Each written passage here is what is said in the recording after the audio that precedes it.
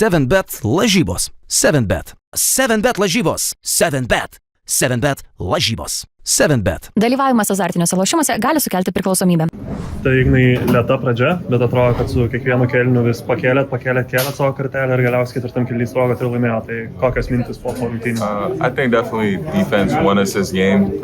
We kept them under 70, which is a difficult thing to do, especially against a team like Baskonia that runs a lot. I think the intensity picked up as the game went on, and we got the rebounds we needed to as well. Ta gynyba viso mačo metu plius minus buvo tokia, sakykime, solidi, bet puolimas strigo pradžioj, kas nepavyko pradžioje. I think we were missing good looks, and then also I don't think we pushed the ball as much as we needed to, and also we weren't aggressive enough. So I think in that second half we started attacking the paint more, and I think that opened things up for everybody. Ir pergalė, ir tavo solidžios individualios rungtynės, kurios buvo vienas iš raktų į pergalę, kiek tau galbūt emociškai svarbu buvo tokias rungtynės sužaisti ir dar laimėti su komanda. Yeah, that felt great for sure. I think Francisco made a lot of great plays, including to myself. So, our guards make it easy, and the whole team came together, and we played well, and we played hard, and we got the win. Šiaip kalbant, bendrai jau trečios tokios solidžios paties rungtynės buvo įskaitant ir LKL, o prieš tai buvo ta dviguba savaitė Pirėjuje ir Dubajuje, kuri tokia sudėtingesnė tikrai buvo. Yeah. Gal buvo kažkokios išvados paties padarytas asmeniškai po tos sunkios dvigubos savaitės?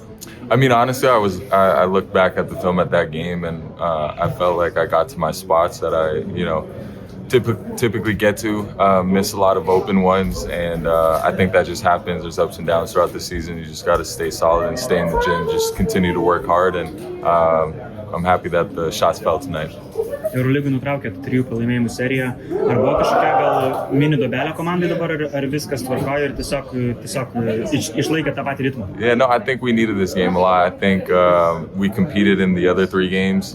Real came down to the last possession. Olympiacos was a tough one in Dubai as well. So that was a tough stretch for us, but we stayed together.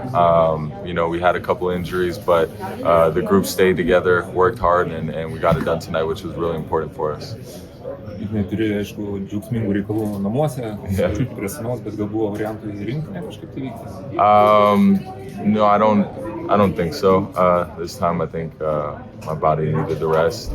So I'm really looking forward to watching those games, and I'm hoping that we could get those 2 wins. So. Dabar laukia FIBA langas, nežinau, kiek turėsit laisvų dienų, bet kokie planai? Ir tikriausiai su vaikeliu, kiek smagu dėl to, kad turėsit daugiau laiko praleisti. Yeah, that's nice. Just to have a few days, I can definitely give my wife some rest as well.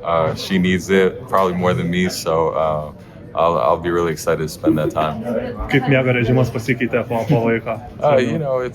It's manageable for sure. We got the newborn, we got a dog as well, so time management is really, really important for us. So we're figuring it out as it goes, but in terms of sleep, it's been pretty solid.